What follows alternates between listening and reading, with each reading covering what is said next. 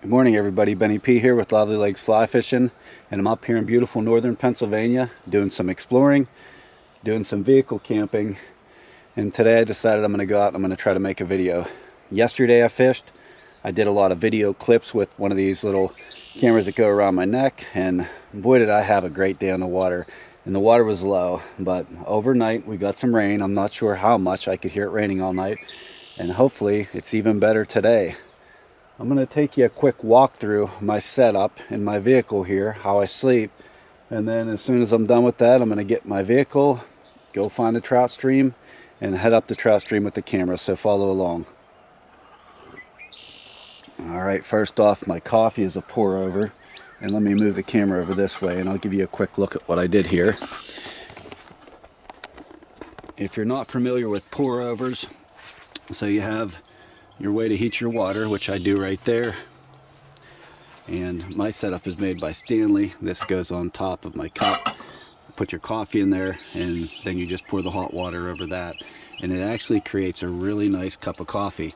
If you don't think it's strong enough for you, you have another cup available and you just pour it over twice. I have my honey right here. I like to put some honey and some cream in the coffee. My cooler, this is the back side of my bed, and my bed's really unique because my SUV kind of curves down this way, so when I created it I made it square, but and you're going to hear some vehicles, I'm not too far off the road, but I was able to space it up and put some gappers in and put this little addition in, and that makes it nice and level here in the back. Fishing gear is all back here, as you can see. I still have my rod in here from yesterday's fishing. I usually put that in a rod box, but I left it in my vehicle. I always turn my waders inside out so they dry, because yesterday it was actually hot enough to where I was sweating. Pillows and blanket, and we'll come around the side here. And looking from the side, you can see this is the other side of my bed. I created this leg here. It pops out and in so that it's level to the floor. I have my water, all my essential gears underneath here, and right here I have a Blue Eddy and a laptop, so when I get back to my vehicle I can go ahead and work on clips a little bit. This is the toilet here. I have a chair here, and that's pretty much it. As far as my clothing and stuff, I just put it up front here. I have my clothing, shower bag. I've had this thing since I was 18, and I'm 50 years old, so that thing is old and it's lasted. Got that when I joined the Army. And I have, this is all of my computer stuff and batteries for cameras and things of that nature. Take you around and show you my rod box. This rod box is made by Potter County Rod Boxes. This is a Blockies. Ted Zablocki made this for me. Pull this down, and there's the back of my rod box, and we'll come around the side and take a look. And that sucker is a tank. I can fit 6 rods in there. I have a 10-foot 3 rod, a 9-foot 5 weight that I always keep in there, and then a brookie rod. And I don't leave without those rods. So there's a quick overall look at my setup. I'm gonna finish this coffee that I have sitting here, get in the vehicle, and I think I'm going to go to a stream that I already know, and if things go well I may go explore a stream. We just got to stream number 2. Stream number 1 of the day was a complete bust.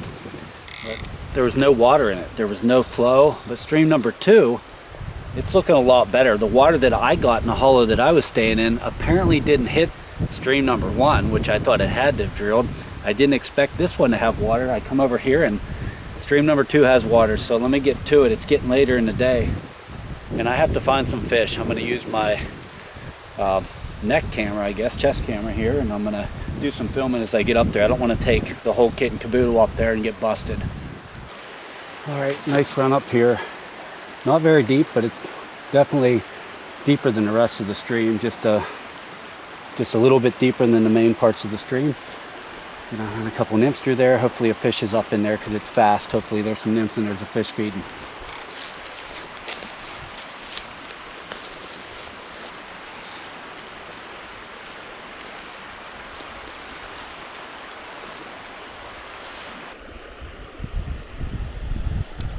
And there is. Let's get this guy to the net. There we go, and that's a solid looking wild brook trout. And he was on a pink Cadillac. The fly came out. Get those flies out of the net. Take a look at this fish. Some nice sunlight. Look how big this fish is. For a native brook trout, that's an absolute giant native brook trout. Look at that guy. Sun glaring on him. That is a beauty. Okay, let's get him back in the water. Look how gorgeous that fish is. Away he goes. First fish to the net, and it's an exceptional wild brook trout, native brook trout out of this little run right here. Okay, really nice fast run right here. We go out, it gets a little bit deeper. It has to be holding fish. See if I can get one to the net.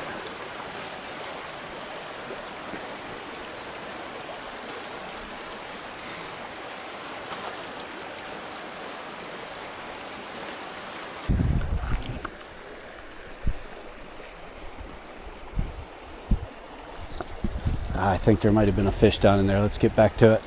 Right down in the middle of that soft spot.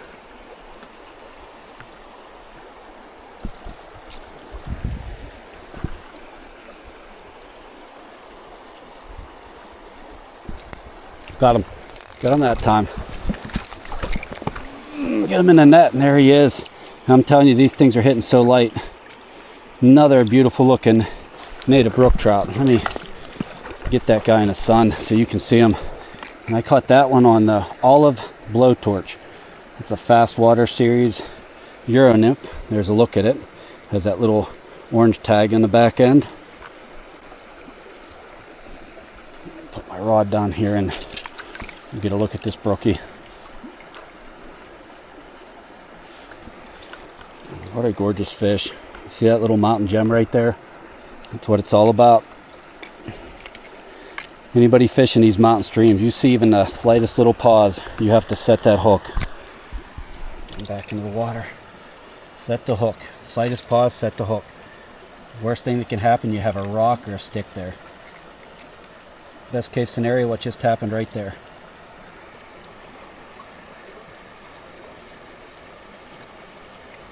Away he goes. That's it, just that little bit of a deeper spot right there. And the tough thing is when you throw up above it, your line will kind of try to get some slack in it there, but you have to keep it tight. You have to keep a very tight line in these little streams. This isn't big rainbow trout water. You can't get away with that big belly or that sag in your line. Here you have to keep it really tight. Deeper holes, yeah, you can get away with that a little bit. This smaller skinny water, you have to keep it tight.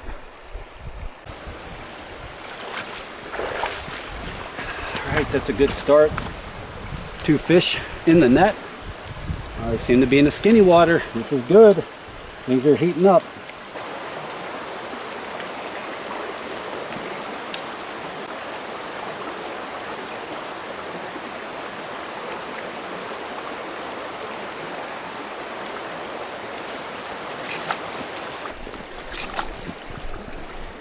That was fast. And once again, that was barely a strike. Fish number 3 is in the net. Let's hold him up so you can see. You can probably see that pink caddy right there in the top of his mouth. Get that fly out.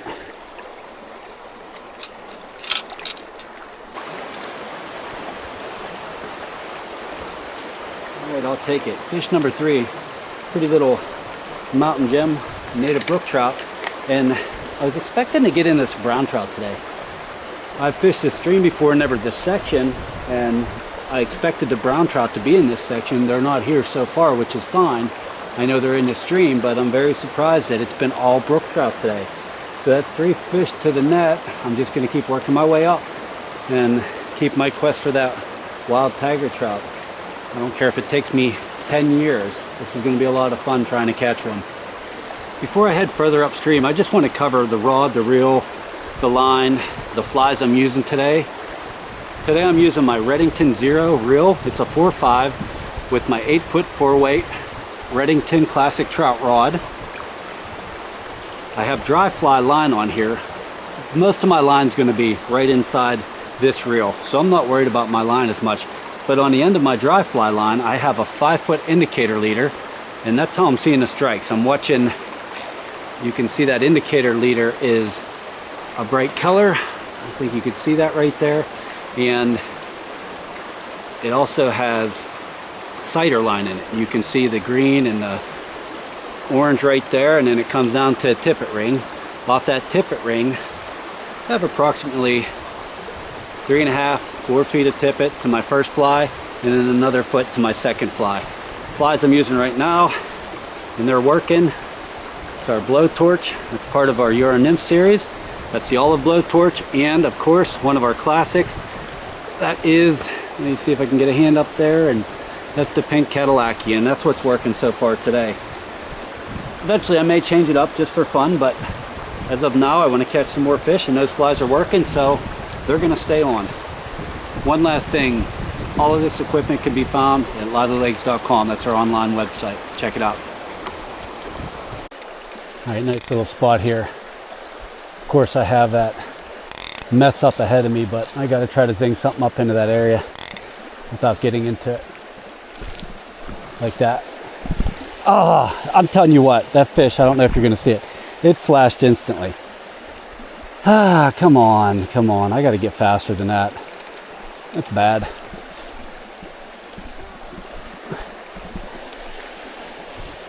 I just blind set just to be safe. That's how fast they are.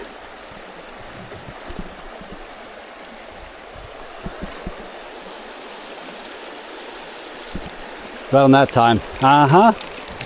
Oh yeah. And he's in the net, and that's a fatty. That is a fat brookie. That one was not getting away, and I'll tell you now, he is on the hot fly lately. That hot fly is the pink Cadillac. Wild bows, wild browns, native brook trout.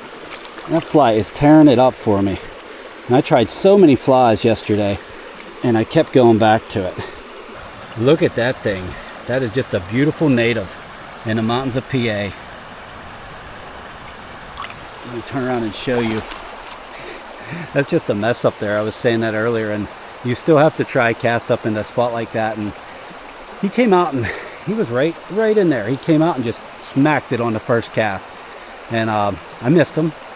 He rejected the flies then. They spit him out because, let me explain this real quick. When a trout grabs your fly, unlike a piece of bait or real food, they instantly know that taste is not right, and they try to spit it out.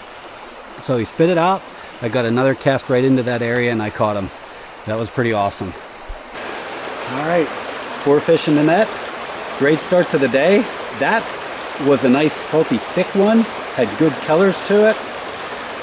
I'd say if I get a little faster, I'm gonna be able to catch more. So I'm on my A game right now. I know that I gotta get those reflexes going, set the hook fast, keep the line tight, and more fish are gonna come to the net. Keep moving upstream.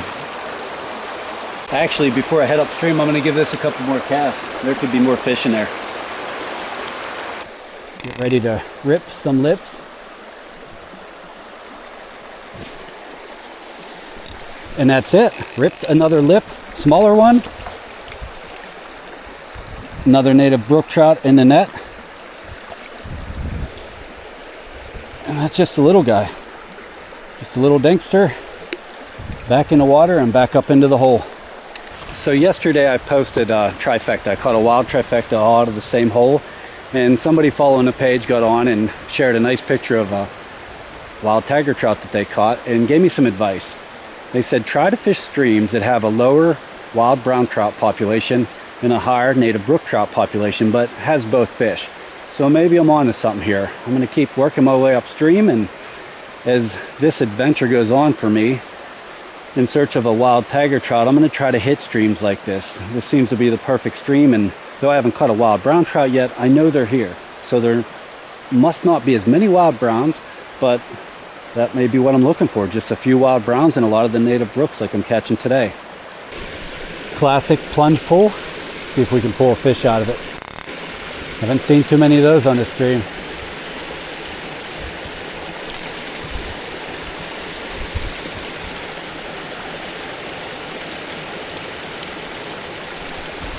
We got one. get them in the net. Another brook trout, and that is on the bottom fly. That's on the blowtorch.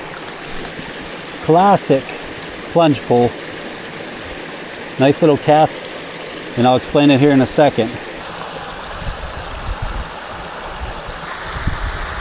All right, this classic plunge pull, you can see it. A lot of times I cast in the soft side, and that's where I caught that fish. I just cast right off to the side, and as the flies are sinking, they'll dart out and grab them. This has been some good water today. This just a little bit deeper, faster water. Could actually use a little more speed than what it has right there, but you could see me getting a fish out of here.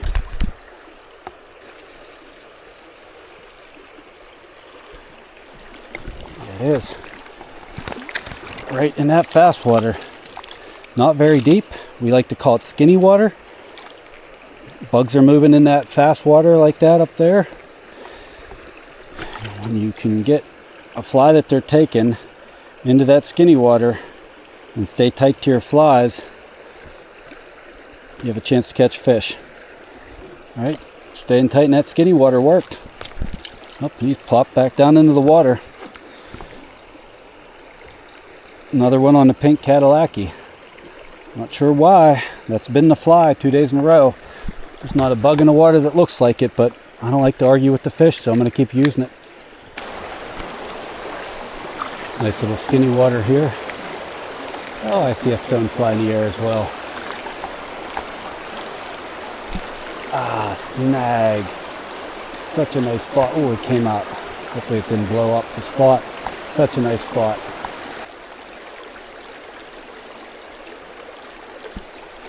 Got him that time. Nice looking brookie. Got him in the net. And it was nice to see. He took the blowtorch.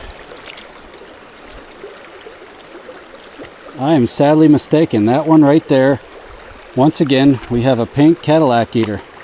I thought I saw the blowtorch in his mouth. I was mistaken. That was the pink caddy. That's a nice sized one. Right up in that fast water. Beautiful looking fish. Let's get him back in.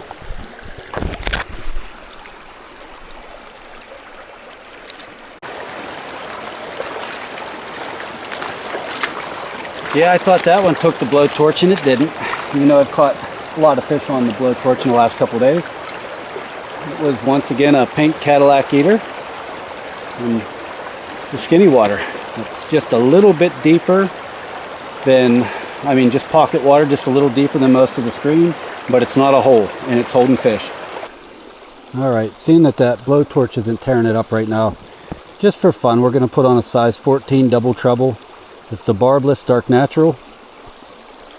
Okay, dark natural size 14 double treble is ready for battle.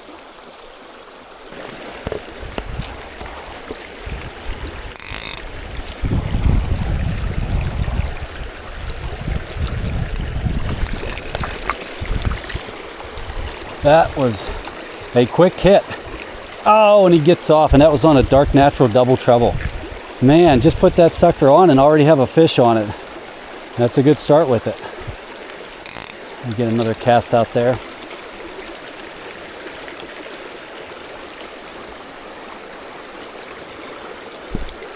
There's another one. That's a nice one. Come on, come to the net.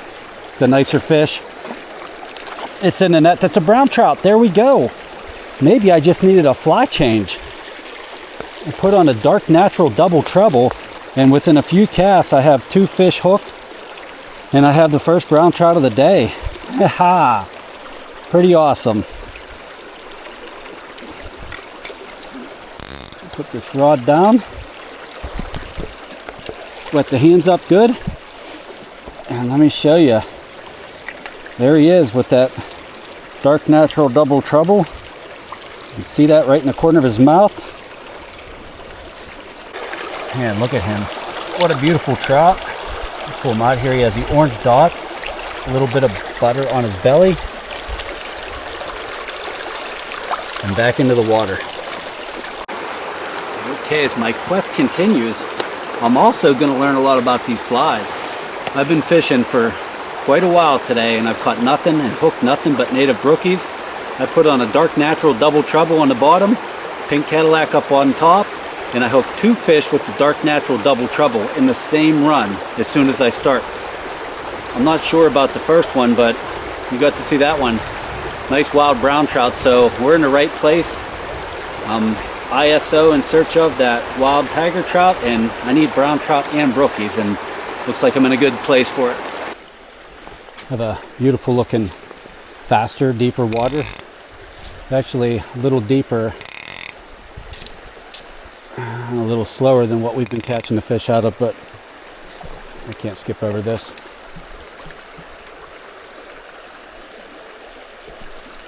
There's why I can't, right there. The native brook trout. And a pink Cadillac-y. We're gonna get him off and back in the water. Just a little guy. Get a look at him, plop him in. That dark natural's hooked about 4 fish now. I got 1 to the net, and it's nice to see the pink Cadillac still gonna bring some fish in. Let me go ahead and get a couple more casts in here and see if I can get another fish out of here. I'm not convinced that that little dinker's the only thing in there. Just too nice of holding water.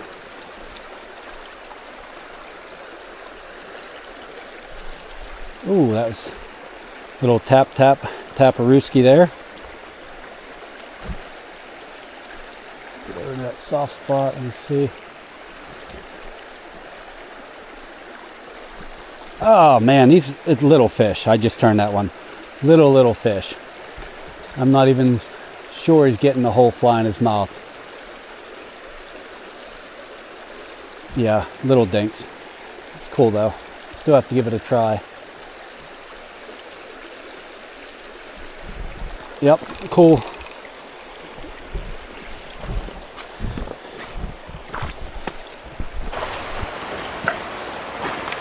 So that little dinkster had a whole family in there, and it was the only one I could hook. Sometimes you have a fly and a little fish like that. They have a small mouth. They'll grab the fly like maybe by the bead head, or by the back end of the fly and never get the hook in its mouth. So those missed fish like that, it's common on these little trout streams that hold small native fish and wild fish.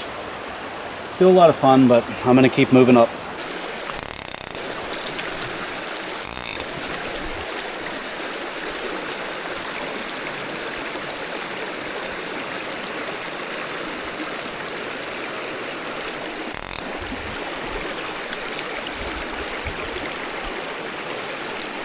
There's one. Nicer fish too. It's on the double trouble. Oh, it hits the flip button. Flip button again. That's a brownie, I think. Get him in the net. Yep. Wild brown trout in the net. So as I move upstream, I'm getting into the wild browns, which is sometimes not the case because usually the brookies sit up in these plunge pools. I don't know if you can see, that's the dark natural double trouble. Right there in the corner of his mouth, pops right out. It's barbless. Go ahead and get him back in the water. Look at this spot. You have a big rock.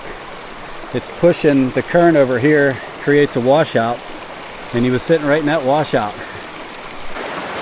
Really cool. That's two wild browns and a crap load of native brookies today. I don't have that much longer to fish, but I've had a great day and I got to keep that quest going. Who knows, it can still happen today. Then again, it may take me 10 years. Oh goodness, I just turned to get a picture. I just wanted to get a picture of the stream to share on Facebook and Instagram, and like an idiot, I knocked my camera over right into one of these plunge pools. So the first thing I do is, and I've done this before, I pull the chip out, I make sure it's dry, take the battery out so maybe it's not fried. The last thing you want to do is turn the camera on, but that's going to be it for the video. Try to get a few more clips with this camera, but I'm going to go ahead and end this video with a soaking wet camera. Let me show you. I don't know if you could see, it's dripping, but it is what it is. If you're going to be out here in the water and you're going to be filming your videos, you're going to lose some equipment. I'll go home, put it in some rice, and hopefully it can be saved. Well, that's going to be it. Day 2 of my exploring and In Search Of a Wild Tiger Trout is coming to an end. I'd like to thank everybody for following along. If you have any questions, please leave them in the comments below. Be sure to check out our website, livelylegz.com. And until next time, best of luck on the water.